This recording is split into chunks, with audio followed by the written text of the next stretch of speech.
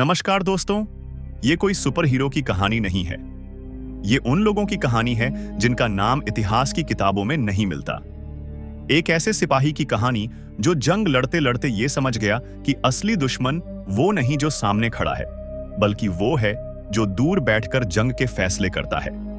स्वागत है आपका इस दिल दहला देने वाली फिल्म में, all quite on the western front. एक ऐसी फिल्म जो युद्ध की चकाचौंध नहीं दिखाती, बल्कि उसकी बर्बरता और खामोशी से झकझोर देती है।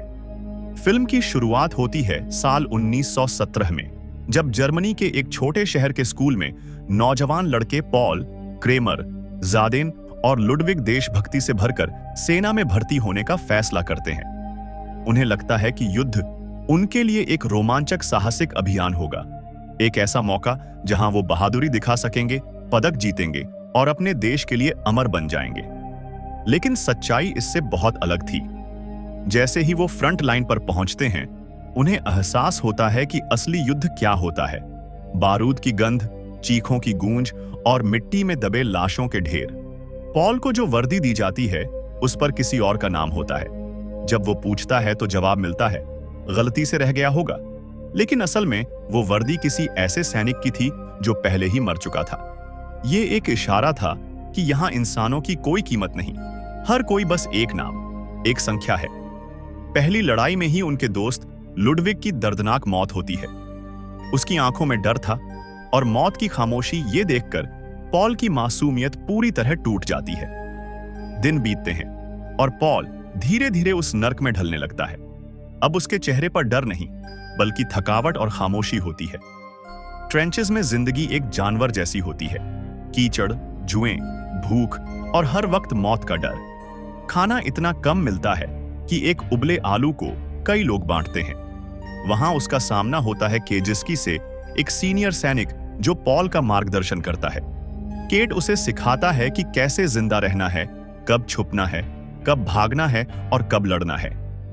युद्ध के बीचों बीच भी ये लोग किसी सामान्य चीज के लिए तरसते हैं, गर्म रोटी, साफ कपड़े और एक बार फिर इंसान जैसा महसूस करना। एक दिन एक खाई में लड़ाई के दौरान पॉल गलती से एक फ्रेंच सैनिक को संगीन से घायल कर देता है।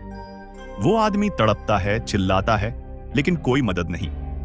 पॉल पहले उसे मार देना चाहता है ताकि उसकी तकलीफ खत्म हो, लेकिन फिर खुद ही पानी देता है। उसकी जेब से उसकी बीवी और बेटी की तस्वीर देखता है और उस पल उसे समझ आता है कि दुश्मन भी इंसान होता है, जिसकी जान की उतनी ही कीमत है जितनी अपनी। ये एक भावनात्मक मोड़ है जहां पॉल पूरी तरह बदल जाता है। इस बीच एक तरफ जर्मन अफसर और फ्रेंच प्रतिनिधि युद्ध खत्म करने की शांति वार्ता कर रहे हैं, लेकिन दूसरी ओर कुछ अहंकारी जर्मन जनरल्स मानने को तैयार नहीं।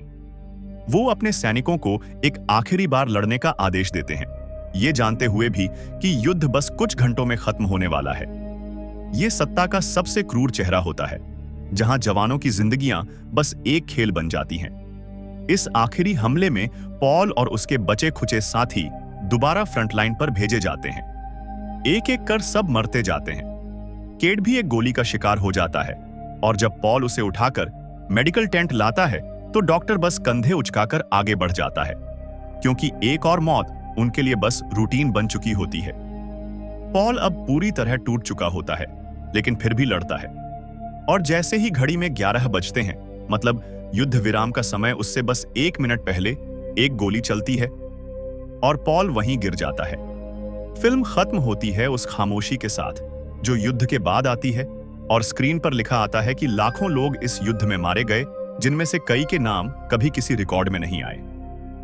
All quite on the western front एक ऐसी फिल्म है जो हमें बताती है कि असली बहादुरी गोलियां चलाना नहीं, बल्कि उस क्रूरता को समझना है जो युद्ध के पीछे छुपी होती है। ये फिल्म सिर्फ एक सैनिक की कहानी नहीं, बल्कि हर उस जवान की आवाज है जो अपने सपनों के साथ जंग के मैदान में खामोशी से खो गया। और यह फिल्म सिर्फ इतिहास ही नहीं बताती, बल्कि यह हमें आज के समय में भी सोचने पर मजबूर करती है कि हम अपनी पूरी ताकत क्यों सिर्फ युद्ध में लगाते हैं। क्यों हम उन सैनिकों के बारे में नहीं सोचते जो किसी भी युद्ध की असली कीमत चुकाते हैं। जब युद्ध खत्म होता है, तब उनकी जिंदगी की सच्चाई शुरू होती है। फिल्म का संदेश साफ है, युद्ध कभी भी किसी भी जीत की ओर नहीं ले जाता। यह सिर्फ दर्द और खामोशी का संदेश छोड़ जाता है। अगर आपको ये कहानी पसंद आई हो तो लाइक, शेयर और सब्सक्राइब करना न भूलें।